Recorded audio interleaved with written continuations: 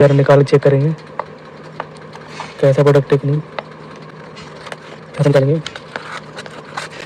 ये हमें मिल जाता है इनवॉइस।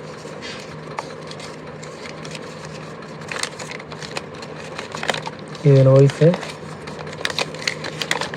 ये इनवॉइस का फिर पहले साइड में पहले निकालते हैं मटेरियल।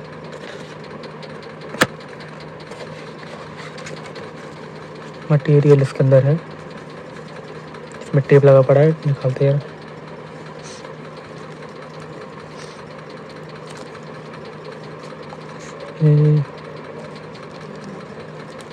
टेप यहाँ से निकालेंगे। हमारा टेप ऐसे निकल गया है। पन्ने को फाड़ेंगे, फिर निकालेंगे मटेरियल।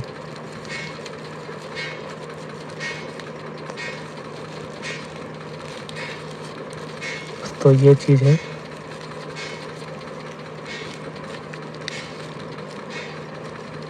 ये चीज़ बहुत महंगी पड़ी है मेरे को।